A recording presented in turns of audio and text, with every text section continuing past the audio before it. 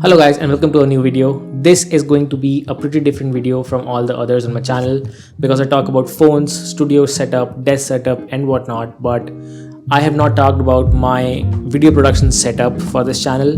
So I got this new camera back in March and I was so excited to start shooting with it that I did not get a chance to actually introduce you guys to what the camera is and why I got it. So this video is specifically tailored towards people who want to start content creation and start making videos in general. I hope you like it. I have a few lenses, a camera and some audio equipment with tripods to show you guys. Hit the subscribe button down below and let's get into it.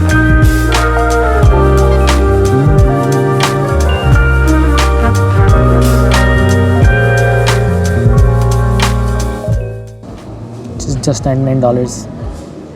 It's too tiring, so just sit and relax for a while. And it has to be $50. I am seriously considering this. What if?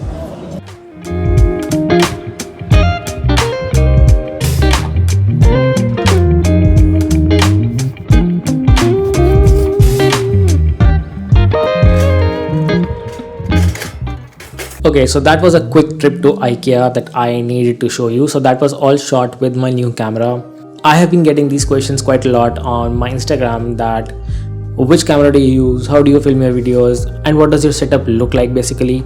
So I thought why not show you guys finally that what I shoot with is this new camera right here that I'm shooting with right now. But let's start with where I actually started shooting and how I started shooting on this channel. So back in the days, almost in 2021 when I started my YouTube channel, I used to use this camera. This is the Canon EOS 70D and it was the best camera at that time around. But this camera just couldn't hold up with all the technological advancements that were happening in the area of photography and filmmaking. All the DSLR cameras had the mirrorless technology, they were lightweight and had log profiles, so there was more opportunity to color grade and play around with all the editing stuff later on. So I did give it a rest for a few years and shifted to the iPhone 13 mini back then because that's what I had and it was an amazing video camera for me. So I switched to the iPhone 13 mini and then eventually I switched to the iPhone 15 Pro, and as of last year, as you guys already know, I started shooting with the iPhone 16 Pro with the ProRes footage. But I started feeling that the phone was not the most practical kind of video solution for me because it is my primary phone. So I'm recording a video and I get a call, my video is all gone to waste. So that's why I thought why not shift to an actual DSLR camera, and that's when I thought of buying this. Okay, so I'm shooting on my iPhone now and shooting this video is always gonna be difficult because I have one camera and I have to use my iPhone to shoot the camera. But whatever. For camera, we have in 2025 the Canon EOS R8. Now this is not the most expensive camera that Canon offers, but it is the entry-level mirrorless camera. The previous one that I had was the EOS 70D. That was a DSLR but not a mirrorless. It was very heavy to carry around and the lenses on top of the camera body, it was just unbearable. So that's why I shifted to this lightweight body and I got this 16mm RF along with the camera because I wanted to get into the RF series. Even though it's very expensive, I wanted a wide angle lens. Like I can show it to you on the iPhone using the 0.5. As I'm shooting right now, you can see a lot of my background. So that is how I wanted you to feel when I shot with my Canon mirrorless camera. That's why the 16mm, and I also got an adapter for my 50mm lens. So you see this part in the back, this is the adapter and this is the lens on top of it. And this 50mm f1.8 is the best lens that I ever got for any DSLR camera ever. And this is the EF series, so it just goes on with the adapter and fits right into the camera and it works absolutely perfectly. The other lenses that I had from the previous camera do not work with this as nicely as I would like them to because they were EF-S lenses.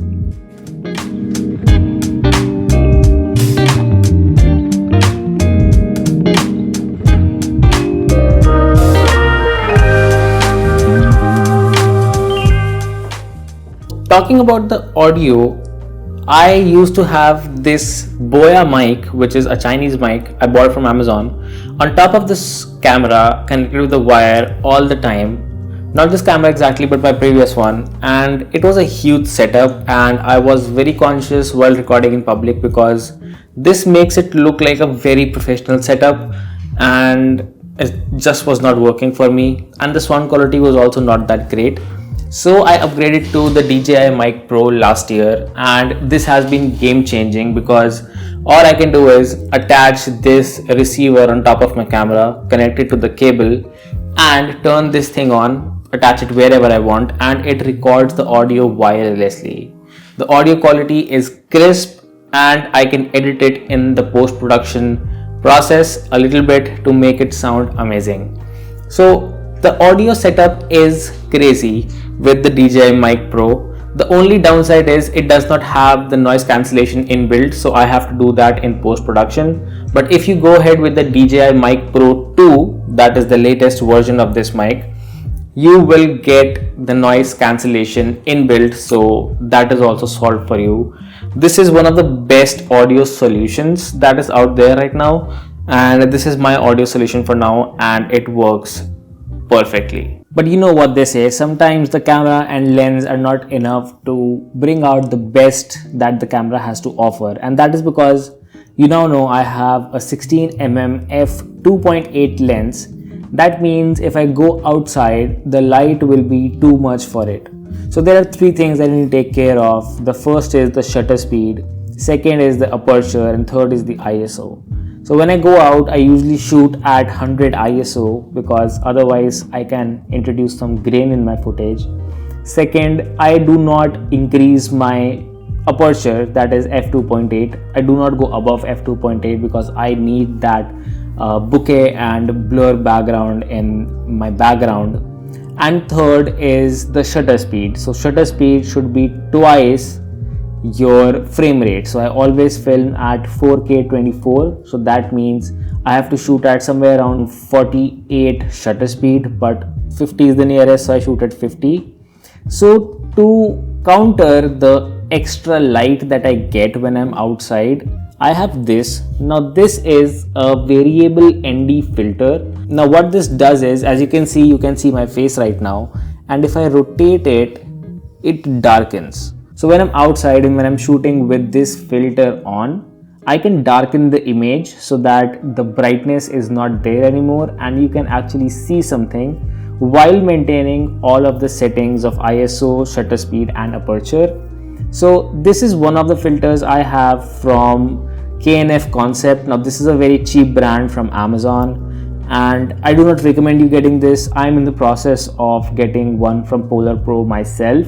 So if you are investing, go for something like a Nisi filter or a Polar Pro filter. Those are the best in class. You can also get mist filters along with some ultraviolet filters to protect your camera, but this is a very important kind of filter. So again, it's a VND filter, that is variable neutral density filter.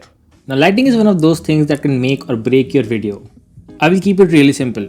I use natural light as my main light source. This huge window in my studio faces north, which gives me soft diffuse light for most of the day. Unless it's afternoon, then for a few minutes I get very harsh sunlight, so I just don't record that time. If I need to fill shadows or it's overcast, I use a Mount Dog softbox light from Amazon. Now it's super affordable and gives a nice soft key and is a very nice starting point. I position the key light just off axis from where I'm looking, around 45 degrees, and slightly above eye level to mimic natural window light. That way I get dimension on my face without harsh shadows. Talking about the last important thing in the whole setup is the tripods. So I currently use two tripods. One is this little Pixie Mini from Manfrotto. I have this small attachment on top of it. This is to attach all of my phone devices whenever I'm shooting with the phones. Just screws right in the top of this and it's good to go. Good for handheld footage whenever I'm going out. I want a quick tripod to place my camera anywhere, just open it up, place it, and all good. But for the use case where I'm at home and I want to shoot more professionally, this is the tripod that comes in handy. Now this is also not a very expensive tripod. Believe me, there are $300, $400, $1,000 worth of tripods out there, and of course they justify the usage, but for my purpose, this one is from Amazon Basics and it has all the features that I need. It has a quick joint at the top that I can just loosen up and it rotates. This handle just opens up like this and then you can do this. It has all the perfect things, plus I have closed this down a bit, otherwise it can go a bit higher. There is a small branding here, amazing, a small handle to grip your tripod whenever you want to pick it up for some reason, and it's a quick release plate, so there is a small plate that goes below my camera and it just works. If that is not enough, then there are these small levelers. So if you can see, these are the small levelers and have bubbles in them that can tell me if the tripod is straight or not. So one is here and one is on top right here. So this is the whole thing that I use to shoot my videos at home. At the bottom there is a little hook that I can put some weights on so that the tripod doesn't move enough if I'm on uneven platform. But yes, this is almost everything that I use, and this is my whole setup for shooting YouTube videos right in this studio/office that I have. Hope you like this video and hope you got some takeaways. I will try to add all the links down below in the description section for all the products that I use. I am not using any affiliate links, so I do not get any money back. It's just for you and just for all the value that will generate for you guys. So check the links out if you are interested in any of the products. Otherwise, I will see you in the next video. Hopefully some nice technical content with some new product. Of course, new products are coming every day. I will see you next time. Till then, take care and bye-bye.